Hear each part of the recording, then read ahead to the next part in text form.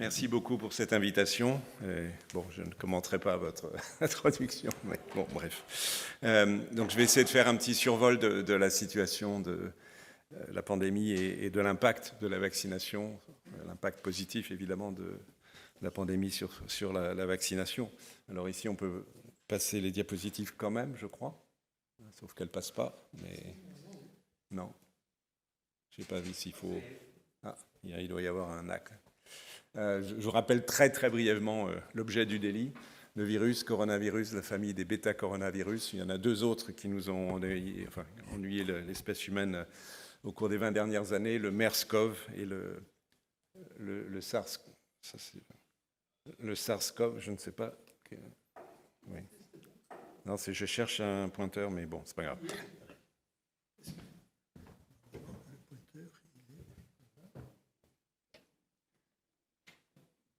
Non, c'est pas grave, on va faire ça. C'est pas grave. Vous savez où est le pointeur? Ah, voilà, ça y est, il était là. Donc les bêta-coronavirus qui ont des particularités, je ne vais pas entrer dans les détails, mais des particularités qui font qu'ils peuvent provoquer entre autres des pneumopathies sévères.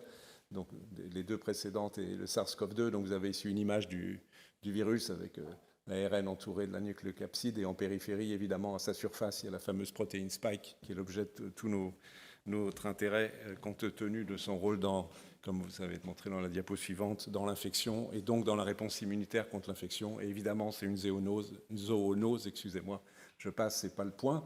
Donc ce qu'on sait depuis maintenant déjà un certain temps, c'est que le virus pénètre dans un grand nombre de cellules, les cellules épithéliales essentiellement, en se fixant, la spike se fixant sur un récepteur qui est la protéine S2, il y a un co-récepteur qui s'appelle TMPRSS2, c'est une grande simplification des choses, mais pour donner une petite idée, et donc une image ici tridimensionnelle moléculaire avec en vert en haut à droite la molécule S2, en violet, gris et jaune, c'est la fameuse spike, et il y a le domaine jaune ici, le receptor binding domain, qui est essentiel, mais pas exclusif. Il y a quelques autres éléments de la protéine qui sont impliqués dans l'interaction. Et évidemment, la réponse immune qui cible ce RBD est critique dans la neutralisation du virus. Et après infection ou après vaccination, on regarde évidemment avec grand intérêt les anticorps neutralisants spécifiques d'une série d'épitopes de cette protéine. Pour finir, ou presque ce rappel d'introductif, donc un très grand nombre de cellules de notre corps sont infectables par le virus. Et il faut garder ça en tête dans la physiopathologie de la maladie. Évidemment, toute la sphère oropharyngée qui est en général le site d'entrée, avec une expression particulièrement élevée du récepteur sur ces cellules, une réplication virale initiale majeure à ce stade, à ce niveau, et évidemment avec le rôle dans la transmission. Le virus ensuite littéralement descend et infecte le poumon, mais il faut savoir aussi, par exemple, que les cellules épithéliales de l'intestin sont infectables et qu'il y a des manifestations cliniques de ce type, parfois même exclusives, et qu'on pourrait encore y ajouter les cellules endothéliales et d'autres cellules qui peuvent être infectées, qui font de cette maladie, lorsqu'il y a maladie, une pathologie systémique. Donc, pour finir l'introduction, très schématiquement, il y a deux évolutions de la maladie. Heureusement, dans la majorité des cas, une infection contenue, qui peut être même asymptomatique, sans maladie, avec un contrôle de la charge virale, qui est schématiquement représenté ici, grâce aux réponses immunes, l'immunité innée initiale, la première cloche en vert, suivie au bout de quelques jours de la mise en route de l'immunité adaptative des production d'anticorps et des lymphocytes T. Mais chez les sujets âgés, chez les sujets avec comorbidité, le scénario peut être très différent, avec un défaut de contrôle viral, une immunité qui prend des caractéristiques qui sont pathologiques, en particulier l'immunité innée, là, qui devient très intense. Je n'entre pas dans les détails, ce n'est pas l'objet de l'exposé. Une immunité T, par contre, qui est moins vaillante, alors que la production des anticorps est néanmoins bonne. Donc, très, très schématiquement, voici la présentation des choses. Alors, face à cette maladie qui, aujourd'hui, n'a pas vraiment de thérapeutique efficace, si ce n'est, néanmoins, pas l'oublier, les anticorps monoclonaux à certains stades de la maladie, la vaccination, évidemment, joue un rôle essentiel et les stratégies de vaccination qui ont été rapidement élaborées ont quasiment toutes ciblé la fameuse protéine spike pour la raison que j'ai rapidement évoquée. Donc voici la spike à nouveau, ici avec l'image du virus. Donc c'est dans les différentes stratégies qui ont été élaborées, on cherche à faire exprimer la spike dans l'organisme du sujet vacciné par plusieurs moyens. Le moyen le plus couramment utilisé aujourd'hui, le premier développé, c'est en insérant on le reverra dans des capsules lipidiques nanocapsule lipidique, l'ARN, strictement l'ARN de la spike. Une deuxième stratégie consiste à insérer le gène, cette fois-ci de la spike, dans des vecteurs adénoviraux non réplicatifs. Et une troisième stratégie à venir en termes d'utilisation populationnelle, c'est une stratégie plus classique, c'est d'utiliser la protéine elle-même, donc une sous-unité protéique du virus, produit in vitro, ex vitro, avec un adjuvant. Il y a encore d'autres stratégies, notamment d'utiliser des virus inactivés, c'est ce qu'ont développé notamment les Chinois, et puis il y a les stratégies cherchant à développer une expression à partir de vecteurs réplicatifs. Et éventuellement aussi à partir de plasmide ADN. Vous avez à droite toutes les étapes classiques du développement d'un vaccin, et comme vous le savez très bien, je ne vais pas insister là-dessus, ces étapes qui prennent habituellement un très grand nombre d'années ont pu être condensées en un intervalle de temps très court d'une année par un chevauchement de toutes les étapes, des étapes précliniques à l'étape de production qui est évidemment majeure. En fait, l'étape de production a commencé sans attendre les résultats. Ceci a été rendu possible par les investissements massifs, notamment de l'État nord-américain des États-Unis, entre autres, pas exclusivement, mais et qui a permis donc d'aller finalement très très vite et que toutes les étapes soient parcourues, et elles l'ont été réellement. De temps en temps, on entend la critique, ça a été trop vite, c'était fait d'une façon donc non rigoureuse, ceci est tout à fait inexact. Toutes les étapes scientifiques, techniques et réglementaires ont été franchies de façon satisfaisante. Donc, comme vous le savez, nous disposons aujourd'hui en rouge de 4 vaccins en France et en la communauté européenne, 2 vaccins ARN, Pfizer et Moderna. Le CureVac est en situation malheureusement défavorable avec des essais cliniques non concluants. Les vaccins fondés sur des vecteurs adénoviraux, AstraZeneca et Janssen, et on attend, on l'espère, en fin d'année ou début d'année prochaine, 2 vaccins fondés sur une protéine recombinante, Novavax, et le fameux vaccin Sanofi. Les avancées qui ont permis l'élaboration de ces vaccins ARN, qui sont quand même, comme vous le savez, dominants en tous les cas en termes d'utilisation dans la communauté européenne ou en Amérique du Nord, ce sont le fait que des travaux qui ont été menés depuis très longtemps, en fait une trentaine d'années, cherchant à utiliser des ARN pour permettre l'expression d'une protéine dans un but d'immunisation, ont franchi au cours des années un certain nombre d'étapes techniques qui ont rendu les choses possibles. Il faut savoir que les premières tentatives d'utilisation d'ARN ont toutes échoué parce que l'ARN, ici présent sous différentes formes, soit monobrin, soit double brin, induit au sein des cellules qui captent cet ARN une réponse d'immunité innée extrêmement forte, avec une série de récepteurs qui sont cités à gauche de la diapositive et qui induisent de facto la mort de la cellule et donc une efficacité du vaccin. Pour aller vite, les 2 modifications principales ont été faites par Mme Carico et avec Weissman dans les sous-sols de l'université de Pennsylvanie, où ils ont purifié les ARN en n'utilisant que les monobrins et en remplaçant l'uridine par une pseudo-uridine, si bien que ces brins d'ARN monobrins sont beaucoup moins bien reconnus par l'immunité innée. Et donc, de ce fait, il n'y a pas de toxicité cellulaire, il y a une immunité innée induite qui est nécessaire comme effet adjuvant, mais qui est tolérable. Donc c'est la modification essentielle qui a permis l'avancée de ces vaccins et qui sont aujourd'hui développés sous forme de nanocapsules lipidiques où ces ARN sont contenus dans la capsule. Les capsules, par ailleurs, ne s'agrègent pas grâce à l'adjonction de sucre à la surface de ces capsules. Pardon, je vais très très vite et je schématise, mais enfin, ce sont les notions essentielles à propos de ces virus. Et en pratique, qu'est-ce qui se passe lorsque une immunisation est effectuée, une vaccination? Donc voici les nanocapsules, elles sont donc injectées par voie intramusculaire. Les cellules importantes, ce sont les cellules présentatrices d'antigènes qui sont présentes dans le muscle, donc qui vont, au sein desquelles, par fusion de la membrane lipidique, va être présent l'ARN. L'ARN va permettre la synthèse de la protéine, la spike. Cette protéine spike, soit directement au sein des cellules dendritiques, soit en étant captée et fragmentée en peptides qui sont présentés aux lymphocytes T. Donc c'est l'induction de la réponse T et évidemment en parallèle l'induction de la réponse B, les cellules dendritiques ayant migré dans les organes lymphoïdes. Mais là on rejoint tout ce qui est classique en termes de réponse immunitaire et il n'y a rien de spécifique à ce type de vaccination. En ce qui concerne les vecteurs adénoviraux, donc brièvement, donc les adénovirus non réplicatifs, ce sont soit des adénovirus d'origine humaine, soit d'origine provenant de singes, et on y a placé donc le gène qui code pour la spike. Donc lorsque ces adénovirus sont captés par des cellules, à nouveau la cellule essentielle, ces cellules dendritiques, se passe 2 choses qui sont nécessaires. L'une, c'est la synthèse à partir de la transcription et la traduction de l'ARN messager en protéine spike, qui va permettre l'induction d'une réponse immunitaire. parce qu'en parallèle, il y a un effet adjuvant lié à la reconnaissance de l'ADN par des récepteurs intracellulaires comme le Toll-like récepteur 9 et d'autres qui permettent donc l'effet adjuvant, la production de cytokines nécessaires à la réponse immune. Donc c'est globalement ainsi que ces vecteurs fonctionnent. Alors, c'était un très très rapide, évidemment, rappel des développements de ces vaccins. Je vous rappelle aussi les étapes chronologiques qui se sont succédées au cours de l'année 2020. Séquençage du génome viral accessible dès janvier, donc à peine un petit mois après la connaissance de la maladie. Les premiers essais cliniques commencent en mars. Les essais de phase 3 commencent en fin juillet et août, aussi Moderna, Pfizer, AstraZeneca, Janssen qui suit. Et comme vous le savez, en décembre, les premiers résultats des essais de phase 3 sont obtenus le 10 décembre pour Pfizer, le 30 décembre pour Moderna, et cela permet, donc selon un processus d'urgence, mais encore une fois tout à fait rigoureux, de mise sur le marché de ces vaccins. Aux États-Unis, Pfizer le 11 décembre, Moderna le 18 décembre, Janssen le 27 février, et à l'Agence européenne du médicament, ça suit de quelques jours, 21 décembre pour Pfizer, 6 janvier Moderna, 29 janvier pour AstraZeneca et 11 mars pour Janssen. Donc la vaccination a pu débuter de façon massive.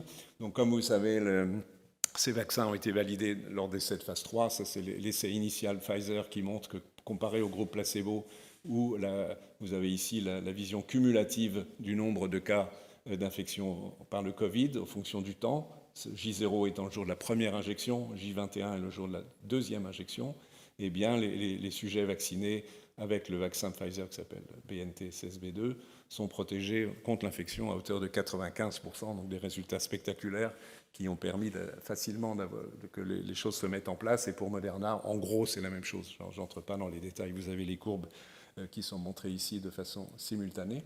Et de façon peut-être encore plus convaincante, a succédé à ces essais de phase 3 des études d'évaluation de l'efficacité en vie réelle. Donc les premières données en vie réelle proviennent d'Israël, puisque comme vous savez, les Israéliens ont été les premiers à débuter la vaccination. Donc les premières publications relatent les résultats de la vaccination chez des sujets, 600 000 personnes vaccinées comparées à des non vaccinés. C'est comparatif, donc c'est pas des petits biais méthodologiques, mais qui sont compréhensibles dans ce contexte. Donc des personnes vaccinées fin décembre et en janvier. Et les résultats confirment les essais de phase 3, puisque aussi bien en termes de détection du virus, de formes symptomatiques, que les hospitalisations, que les formes sévères et les décès. Vous voyez que partout, les courbes bleues qui correspondent aux sujets vaccinés par rapport aux courbes rouges des sujets non vaccinés montrent un bénéfice qui est de l'ordre, je schématise, j'arrondis, une protection globale contre les formes graves de plus de 90%. Et le fait que les formes asymptomatiques soient également réduites suggère, mais ne démontre pas strictement un effet sur la transmission du virus. Alors, puis se posent évidemment les questions de sécurité. Il y a un certain degré de réactogénicité de ces vaccins, mais qui sont acceptables. Il y a des très rares effets secondaires qui peuvent être ennuyeux. Il y a les chocs anaphylactiques immédiats chez des sujets à haut risque de ce type de chocs qui ont souvent des antécédents. C'est moins d'un cas sur 100 000, mais ça justifie une surveillance après vaccination de quelques minutes. On n'a pas vraiment de notion que ce vaccin entraîne de pousser une maladie auto-immune ou déclenche des maladies auto-immunes. Un signal existe, je vais vous le montrer, concernant les risques de myocardite ou de péricardite chez les sujets jeunes après la seconde dose de vaccination, mais risque, comme vous allez voir, qui est inférieur au risque de myocardite lié à la maladie et qui est myocardite d'évolution rapidement favorable et qui sont bénis. Par contre, je pense que vous le savez, la logistique est complexe parce que les ARN sont fragiles et donc ne se conservent bien que congelés. Et une fois décongelés, on a maintenant un mois de conservation à 4 degrés, mais ça rend les choses évidemment plus compliquées. Ça a entravé évidemment le développement de la campagne de vaccination, même si celle-ci a été possible. Donc à propos de la tolérance, cette étude est assez intéressante parce qu'à nouveau elle est en vie réelle sur 880 000 personnes vaccinées et elle vous montre le risque de différentes complications médicales chez les après-vaccins versus après maladie. Et vous voyez, il y a un certain nombre de situations où la maladie provoque, par exemple, insuffisance rénale aiguë. Je n'entre pas dans les détails. Mon point d'attention ici, c'est la myocardite, où il y a un petit risque de myocardite. Et par rapport au baseline, c'est 2,7 fois plus, mais l'infection elle-même, c'est 11 fois plus. Donc, même strictement en analysant que cet aspect, le bénéfice-risque est indiscutablement favorable.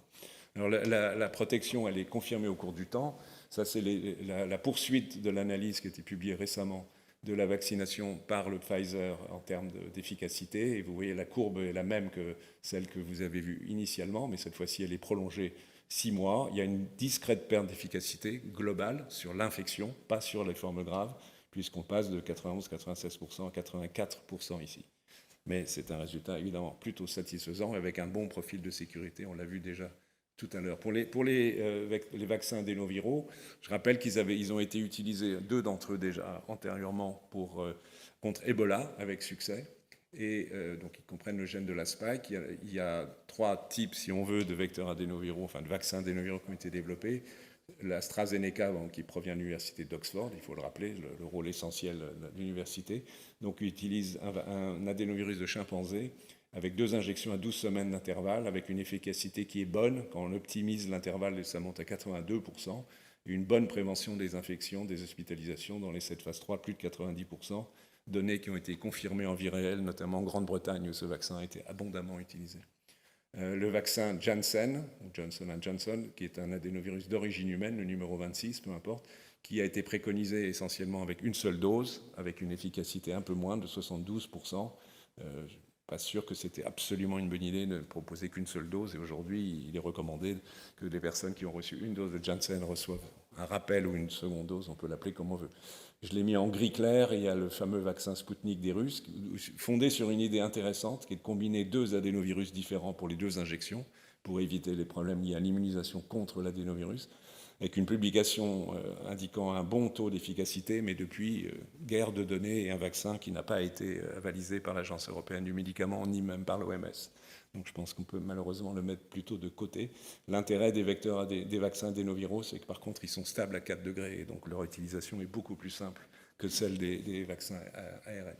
Avec les vaccins adénovirus, malheureusement, on a observé une complication très rare, mais grave, que sont des accidents thrombotiques veineux, cérébraux et intra-abdominaux. En France, il y a eu 44 cas parmi 4,5 millions de sujets vaccinés, donc ça vous donne un ordre de grandeur. 1 sur 100 000, c'est la même chose ailleurs, avec une mortalité, malheureusement, proche de 30%. En France, c'est 11 cas sur 44. Donc ce sont les seuls décès que l'on connaisse provoqués par la vaccination anti-Covid, tout vaccin confondu en France, mais c'est évidemment extrêmement faible, mais on ne peut pas ignorer ce risque. On sait que cette pathologie est associée à la présence d'auto-anticorps contre un facteur plaquettaire qui s'appelle PF4, qui induit par un mécanisme indirect, je n'entre pas dans les détails, l'agrégation des plaquettes et induit la thrombose. Il y a peut-être des facteurs de prédisposition, mais on ne les connaît pas. Évidemment, la conséquence de ces accidents, même s'ils sont rares, a été de limiter, avant j'aurais dû parler pour Janssen, ça n'a pas été observé en France, mais il y a eu des cas similaires. Et il a été décidé de réserver ces vaccins aux personnes âgées de plus de 55 ans, ce qui a posé un certain trouble, parce qu'au-delà de cet âge, la balance bénéfice-risque reste très favorable, alors qu'en deçà de 55 ans, elle était discutable. Évidemment, ça n'a été pas très très bien compris, au moins en France. C'était bien compris dans certains pays, comme en Allemagne, en Espagne, moins bien en France. Si je fais un résumé de l'efficacité des vaccins disponibles telle qu'elle a été décrite initialement en vie réelle pour les aspects face à la protection contre la gravité de la maladie, donc sur l'hospitalisation, séjour en soins intensifs, vous avez un résumé à 6 mois d'efficacité, donc qui est excellente pour les 2 vaccins ARN, un peu moins bonne pour le vaccin Janssen avec une dose, et intermédiaire, mais de bonne qualité, pour l'AstraZeneca. Donc ce sont évidemment des données qui ont permis d'obtenir les résultats que l'on connaît. Fondé sur ces données, qu'est-ce qui s'est passé en France? Évidemment, comme partout, les vaccins n'ont pas été disponibles immédiatement en très grand nombre de doses, donc il a fallu mettre en place des règles d'utilisation de ces vaccins. Et de façon logique, l'adaptation s'est faite sur les facteurs de risque. Donc ont été vaccinées en premier les personnes les plus à risque, les personnes très âgées et les personnes vulnérables pour une série de maladies. Donc il y a eu toute une série d'étapes, je ne vais pas les lire, ce serait un peu fastidieux, qui ont conduit progressivement à élargir la vaccination en descendant en âge, en descendant en comorbidité, et jusqu'au 31 mai, où il a été rendu possible, compte tenu des doses disponibles, de proposer la vaccination à tous les adultes, sans restriction, et donc on passe à une phase, disons, de protection collective, au-delà de la protection individuelle, et à partir du 15 juin, comme vous savez, les adolescents de plus de 12 ans ont pu être vaccinés. Et qu'est-ce que ça a donné en France? On a un peu plus de 50 millions de personnes reçu aujourd'hui une primo-vaccination, c'est-à-dire près de 75% de la population, 85% de la population éligible, ce qui est un bon résultat, mais on va voir que ce n'est pas tout à fait parfait. Vous avez ici les courbes de couverture vaccinale en fonction du temps pour les différentes classes d'âge. Les plus âgés sont là, ne sont pas tout à fait en haut. Les mieux vaccinés sont les 70-80. Et la dernière courbe, logiquement, ce sont les adolescents qui atteignent maintenant, qui ont un taux de couverture qui dépasse 70%, ce qui est un plutôt bon résultat. Ce qui est intéressant de voir, parce que ça a été l'objet de beaucoup de polémiques, c'est la cinétique de vaccination en France comparée à d'autres pays. Donc sur cette diapositive, j'ai mis Israël, les États-Unis et la Grande-Bretagne, qui sont les 3 premiers pays qui ont vacciné, plus vite que nous. Ici, ce sont les courbes des pays de la communauté européenne, qui au début sont tout à fait superposables, parce que totalement dépendantes des doses disponibles. Mais vous voyez que si les pays de la communauté européenne ont démarré plus lentement, ils ont rattrapé Israël, les États-Unis et la Grande-Bretagne, à vrai dire même, les ont dépassés. C'est particulièrement le cas de l'Espagne, qui est à plus de 80% de couverture vaccinale de toute sa population, mais c'est le cas de l'Italie, c'est le cas de la France, et un tout petit peu moins de l'Allemagne. Donc, in fine, au bout de quelques mois, le résultat peut être considéré comme globalement satisfaisant et peut-être a quelque chose à voir avec cette courbe, même s'il faut être prudent dans les interprétations. Donc il y a plein de courbes qui se superposent ici, mais qui sont les taux d'incidence du virus en fonction du temps. Et vous avez les différentes vagues, je n'entre pas dans les détails, mais si on regarde la période actuelle, vous pouvez voir que la France, l'Allemagne, l'Italie et l'Espagne ont à peu près le même taux d'incidence, avec une réduction dans la période récente lors de la 4e vague. C'est la première vague qui a été contrôlée sans confinement. Et on peut donc penser grâce à la vaccination. Et même si on ne comprend pas tout à fait tout, les États-Unis, la Grande-Bretagne et Israël ont des taux d'incidence plus élevés. Alors, est-ce que ça correspond au fait qu'ils ont une couverture vaccinale un peu moins bonne? Il faut être prudent, mais enfin, ce n'est pas tout à fait exclu qu'il en soit ainsi. Alors, malgré ce relatif succès, il y a ce que j'appelle des points de vigilance, de faiblesse. Il reste 14% de personnes âgées de plus de 80 ans qui ne sont pas vaccinées. Alors, ces personnes sont à haut risque. Un certain nombre de personnes atteintes de pathologies comme obésité, maladies psychiatriques, addiction sont pas assez vaccinées, il faut essayer de faire mieux. Et parmi les populations en situation de précarité, il y a aussi un relatif déficit de la vaccination, même si c'est plus difficile à chiffrer. Donc une série d'actions sont en cours dites d'aller chercher ces personnes jusqu'à leur domicile pour essayer de les vacciner. Et il est évident qu'il y a des critères d'ordre sociaux. Cette courbe montre le critère de défavorisation, jugé par commune. Et vous voyez, ça date de juillet dernier, mais que les communes les plus favorisées ont un taux de vaccination qui est plus élevé que les communes qui sont moins socialement favorisées. Donc le facteur social est tout à fait clair.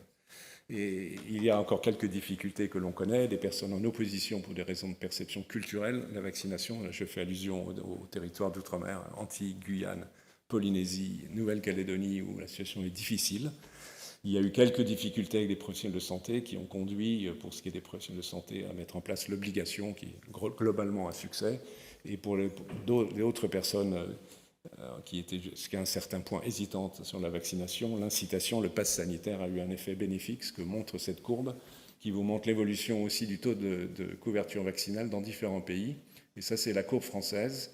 Et entre le moment où quand le pass sanitaire a été annoncé, on est ici, on avait 17 points de retard en couverture vaccinale sur la courbe britannique, et ensuite on l'a rattrapé. Et vous voyez qu'il y a eu une inflexion claire de la pente de vaccination en France, qui est clairement l'effet du pass sanitaire, qui a eu un effet tout à fait bénéfique sur la vaccination. Alors pour finir, je voudrais évoquer quelques questions en cours. La durée de la protection, qui est évidemment une question absolument majeure. On sait qu'en termes d'anticorps, il y a un certain déclin. Ici, c'est les taux d'anticorps neutralisants obtenus après vaccination par le vaccin Moderna. Vous voyez que progressivement, il y a un déclin. C'est testé sur différents souches virales, y compris ça c'est le variant Delta, dont je vais vous redire un mot dans un instant. Donc, est-ce que ce déclin d'anticorps pose problème en termes de protection? C'est à l'égard de l'efficacité sur l'infection, oui. Si on regarde les courbes, par exemple, il y a beaucoup de publications récentes sur ce sujet. Vous avez ici, en fonction de l'âge, sauf chez les adolescents, le risque d'infection, la protection contre l'infection, je ne parle pas des formes graves, je parle ici de l'infection, diminue au cours du temps, ce qui n'a pas l'air d'être le cas peut-être chez les adolescents. Mais par contre, à l'égard des hospitalisations, des formes graves, en tous les cas sur une période de temps qui va jusqu'à 5-6 mois, le bénéfice est maintenu à des nuances près pour les personnes les plus âgées, mais enfin globalement est maintenu à 6 mois. Donc on peut penser qu'on a au minimum 6 mois de protection contre les formes graves. Corrélat de protection, on aimerait bien avoir un système permettant de dire à quelqu'un que s'il a un certain titre d'anticorps neutralisant, par exemple, il est protégé à une probabilité de temps. À l'échelle individuelle, nous ne l'avons pas. À l'échelle populationnelle, dans une certaine mesure, cette publication qui date maintenant il y a déjà quelques semaines montre, d'une certaine façon, hiérarchise les vaccins en montrant l'efficacité de protection en fonction du titre d'anticorps neutralisant. Mais vous voyez que les intervalles de confiance sont très très larges. Donc il y a un certain degré de corrélation, ce qui est attendu, mais qui ne peut pas être utilisé à l'échelle individuelle pour déterminer si une personne donnée est protégée ou pas. Donc le dosage des anticorps en pratique quotidienne n'a pas de sens. La question suivante, la prévention de la transmission, ce n'est pas facile à démontrer strictement. Indirectement, je l'ai déjà mentionné, le fait que la vaccination réduit le taux de positivité de recherche par PCR du virus est un élément qui va dans ce sens, ainsi que des études de contamination familiale qui laissent penser que ces vaccins protègent partiellement contre la transmission à un niveau qui est quantitativement difficile à déterminer. Le variant Delta a évidemment un point important actuel. Comme vous le savez, le virus mute. C'est un virus à ARN, donc lors de la réplication de l'ARN, il y a un très grand nombre de mutations, donc un très très grand nombre de variations surviennent. Ici, vous avez un arbre généalogique, entre guillemets, simplifié de l'évolution du SARS-CoV-2 depuis les premières souches séquencées. Et je vous ai juste indiqué ici les quatre principaux variants alpha qui étaient prédominants au deuxième trimestre en France, bêta en Afrique du Sud, gamma au Brésil et le fameux delta qui apparaît ici. C'est juste pour vous dire l'énormité des variations. Et ce variant delta, si je schématise, il a été sélectionné parce qu'il présente un certain nombre d'avantages par rapport aux autres variants. Il a une affinité augmentée pour le récepteur, meilleure fitness, meilleure réplication. Par ailleurs, il a une virulence un peu accrue et partiellement, il échappe à la réponse anticorps. Juste quelques éléments sans entrer dans trop de détails. Vous avez ici des données qui ont été publiées très récemment in vitro de comparaison de la production du virus Delta dans des conditions d'infection données comparées au variant alpha. Et vous voyez que la courbe en noir correspond au variant Delta et que la production virale est bien plus élevée dans des conditions identiques. Et en termes d'entrée du virus, il en est de même en comparant les deux variants. Donc ce sont une des caractéristiques ici analysées in vitro montrant la supériorité et l'avantage sélectif du Delta. Le Delta, il est apparu en Inde. Ici, vous avez à gauche le schéma de tous les variants qui ont été détectés et séquencés en Inde. Et en vert pâle, c'est Delta. En fait, on ne le voit pas bien, mais il est présent dès l'automne 2020, incidemment avant toute vaccination. Il n'a pas été sélectionné par les vaccins. Et il émerge et il prend le dessus. En France, il est arrivé plus tard. C'est la courbe rouge, je ne sais pas. Là. Donc c'est pour cet été. Vous voyez qu'il est devenu complètement prédominant, même si on le voit aujourd'hui, mais ça correspond à la réduction globale du taux d'incidence diminué actuellement. Donc Delta est très largement prédominant, pas partout dans le monde, mais de façon très large et en Europe en tous les cas. Donc avec ce virus, les titres d'anticorps obtenus sont moins bons. Vous avez ici, chez les sujets vaccinés par l'AstraZeneca, ChAdOx1 ou le vaccin Pfizer, la comparaison du titre d'anticorps neutralisant comparé en regardant wild type, la souche Wuhan initiale. B117 c'est alpha et B1617.2 c'est delta. Vous voyez que significativement les titres sont plus faibles, donc qui indique que la réponse anticorps est un peu moins efficace contre delta. Sur le plan clinique, même si ces données ne montrent pas une significativité, il y a une tendance à ce que la protection, ici en termes d'efficacité vaccinale sur l'infection en général, soit un peu moins bonne.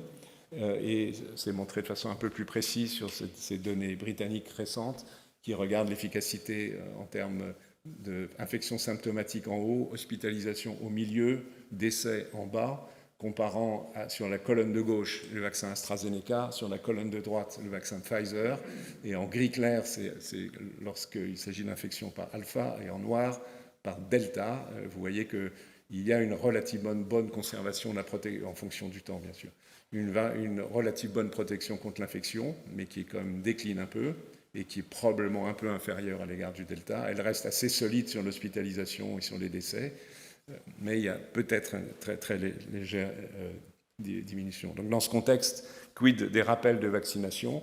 Les données préliminaires concernant l'efficacité des rappels sont très bonnes, c'est-à-dire que les titres d'anticorps obtenus aussi bien à gauche chez les sujets jeunes, ça veut dire moins de 55 ans, et à droite les plus de 55 ans, où on regarde ici les titres d'anticorps analysés sur le wild type, le virus initial ou en bleu delta.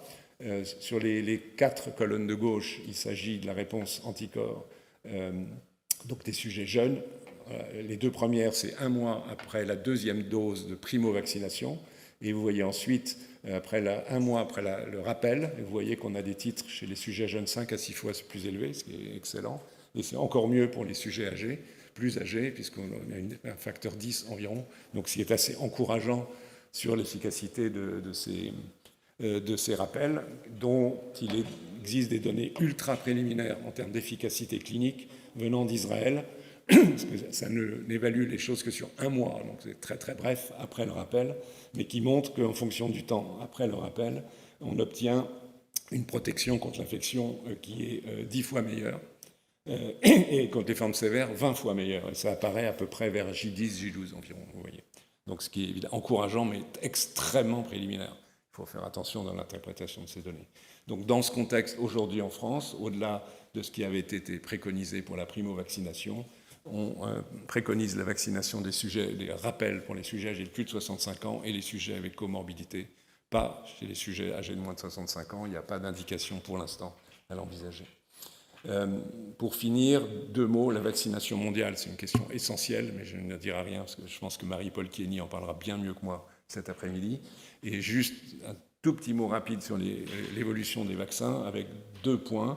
Le premier, c'est que les différents industriels produisent et testent actuellement des vaccins où la spike n'est plus la spike originale de la souche Wuhan, mais la spike delta ou la spike bêta ou des combinaisons, avec l'idée que de tels vaccins pourraient être éventuellement plus efficaces sur de nouveaux variants qui apparaîtraient, si on fait l'hypothèse que ces variants correspondraient à des mutations à partir de delta ou de bêta, ce qui a un certain sens. Donc ces vaccins seront disponibles certainement dans les mois qui viennent. Et puis il y a une option qui est intéressante, qui est en cours de test, mais pour l'instant il n'y a absolument aucune donnée qui irait dans ce sens, c'est de la vaccination par voie nasale, afin d'immuniser localement les muqueuses de la sphère oropharyngée, puisque c'est là que ça se passe, entre guillemets, au début de la maladie et aussi dans la transmission. Si on arrive à obtenir une production locale d'IgA, d'avoir des cellules immunes présentes localement pour combattre le virus, ce serait évidemment un gain considérable. Donc il y a au moins 8 essais cliniques en cours dans le monde avec différents types de préparations vaccinales pour tester cette possibilité. On verra si elle prend de l'essor, ce qu'on peut espérer, mais ce n'est pas certain non plus. Voilà, je vais m'arrêter là. Merci.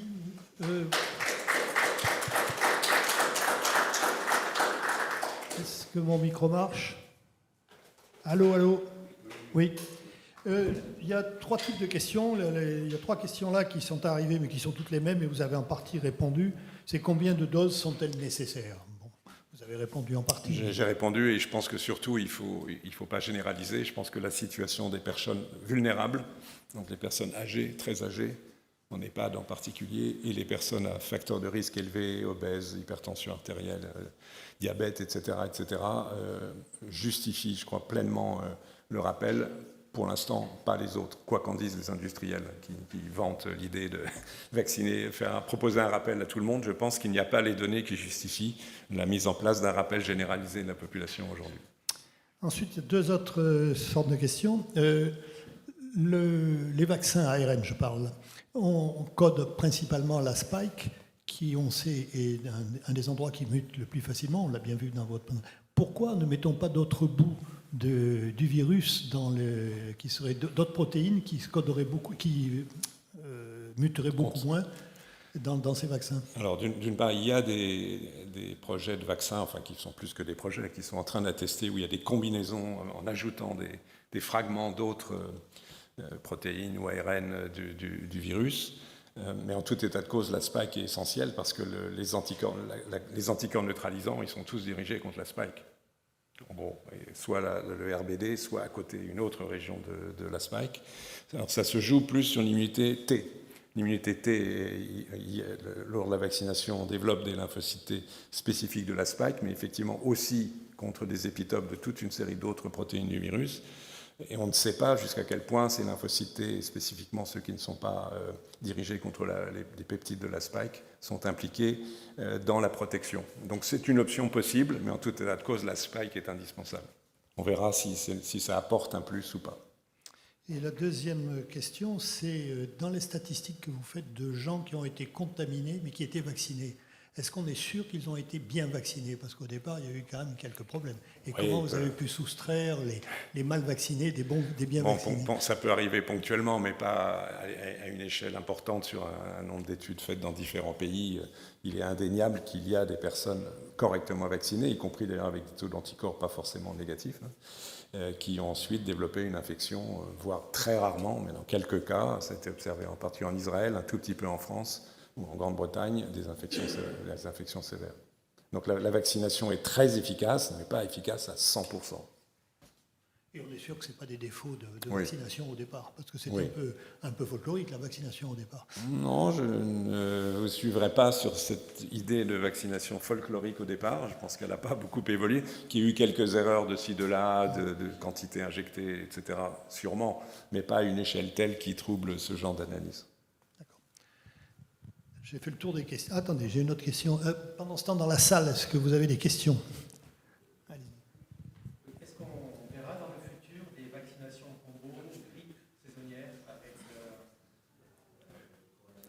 Et Covid.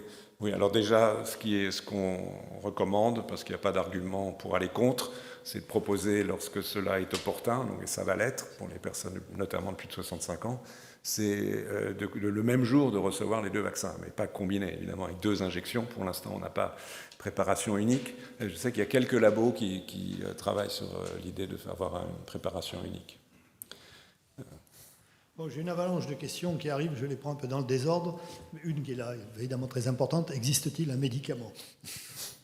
Bon, je ne suis pas spécialiste de cette question. Pour moi, il y a 2 médicaments qui ont fait leur preuve indiscutable. Les glucocorticoïdes dans les formes sévères, qui en réduisant l'inflammation ont permis un gain d'un tiers de la mortalité, ce qui n'est pas négligeable, ça c'est données britanniques.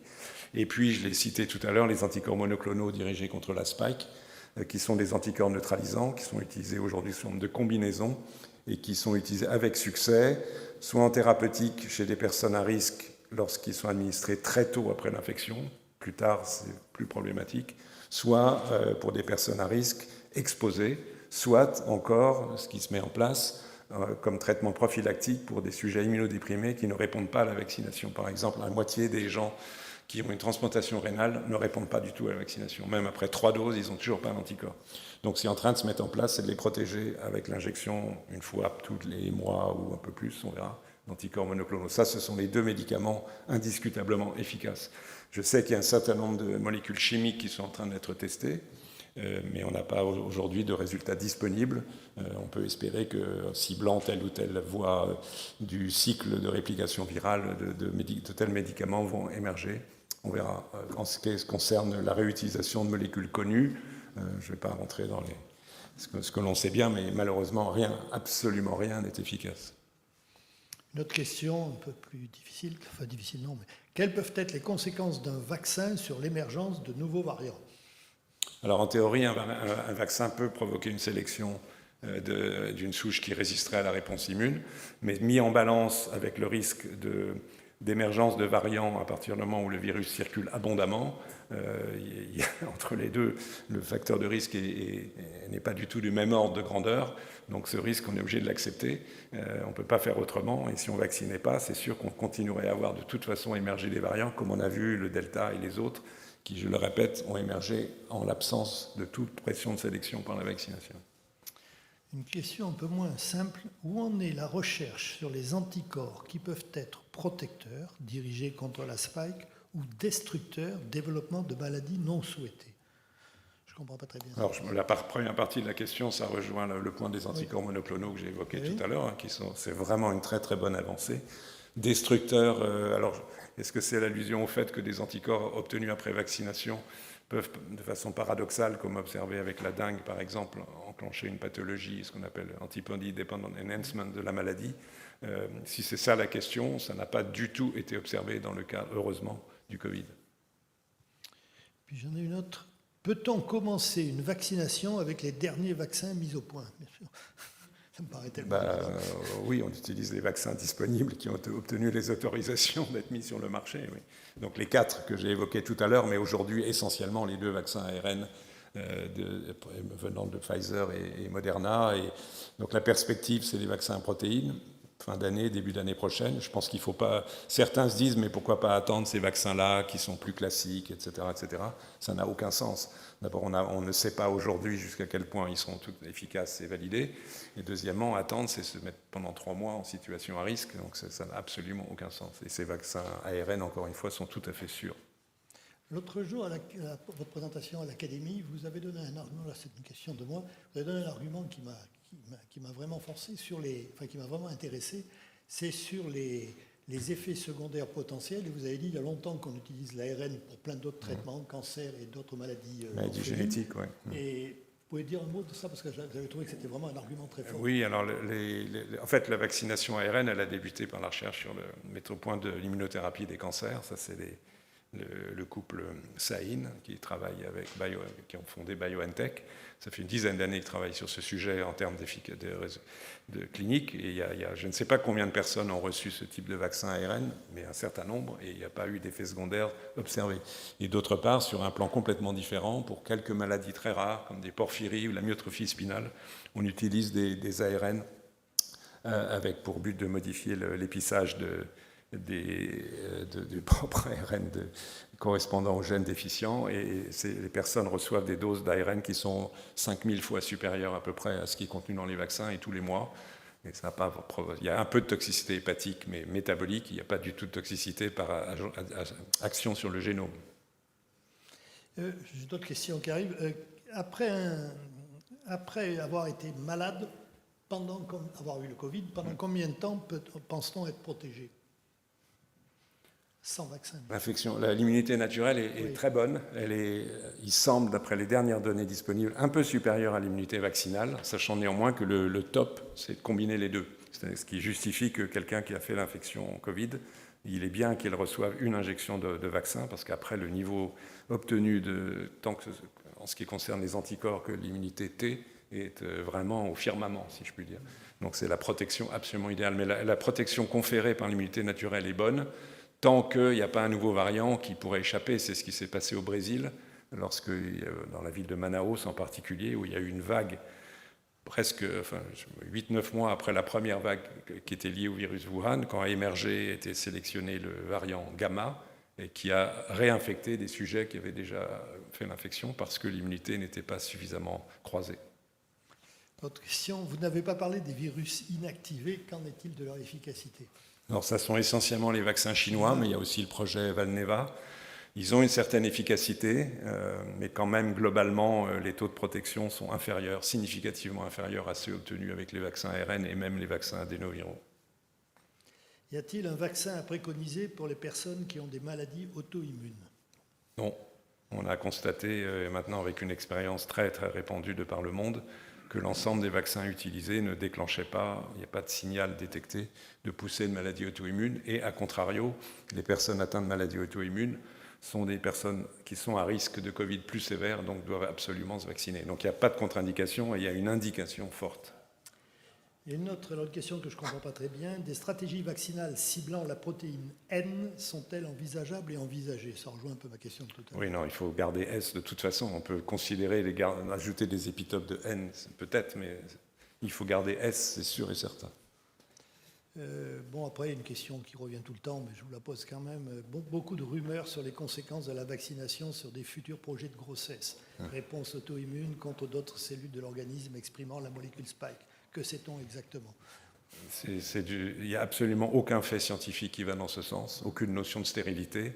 Par ailleurs, la vaccination est tout à fait sûre chez les femmes. Il y a encore des publications récentes qui montrent que la fréquence des fausses couches chez les femmes vaccinées n'est pas supérieure à la fréquence des fausses couches chez des femmes non vaccinées. Et à contrario, le vaccin protège contre des complications graves du Covid chez la femme enceinte, complications respiratoires en fin de grossesse, mais aussi complications vasculaires, avortement, prématurité, retard de croissance intra-utérin pour le fœtus.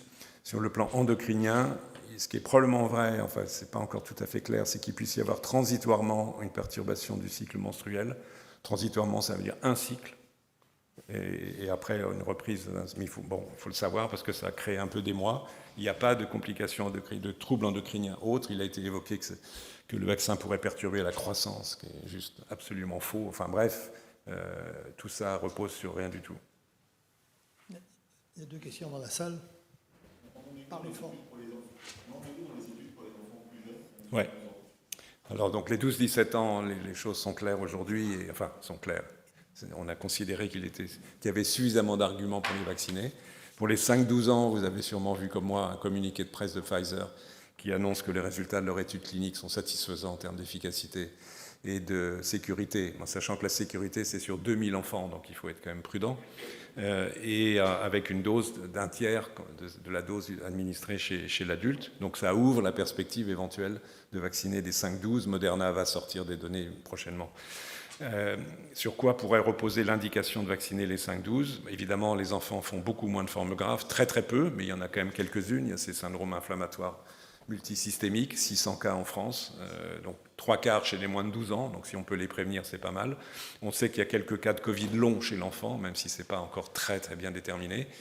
D'autre part, s'il devait y avoir de nouvelles poussées de circulation du virus, il y a un risque de fermeture de classe, donc de perturbation de la vie scolaire, et on sait que ça, c'est source de problèmes, décrochage scolaire, troubles psychologiques, voire psychiatriques, qui ont été malheureusement manifestes pendant la première phase du Covid. Et puis les enfants participent de la circulation du virus. Aujourd'hui, ils vont être le réservoir principal. Donc ça sont 3 arguments pour vacciner.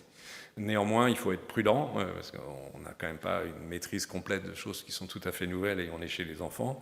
Donc il ne s'agit pas de créer des difficultés. Donc je pense que l'indication, elle reposera au moment où les vaccins sont disponibles, ils ont obtenu les autorisations, sur le niveau de circulation du virus, le nombre d'enfants hospitalisés, la fréquence de classes fermées. Où on est en situation problématique, ça justifiera de vacciner. Où la situation est sous contrôle, on pourra peut-être attendre et ne pas vacciner. Madame, vous avez une question ? Parlez fort pour qu'on entende. Pour rebondir sur la question sur les maladies auto-immunes, est-ce que vous avez un vaccin en particulier à préconiser Non, aucun des 4 qui sont utilisés en France, ni d'ailleurs des autres à ma connaissance, n'ont été associés au déclenchement ou à des poussées de maladies auto-immunes. Donc il n'y a pas de vaccin à privilégier. Je crois que nous avons fait le tour des questions. Oui, nous vous remercions beaucoup. Et on va faire un tout petit break en attendant de savoir si on a des images. Merci.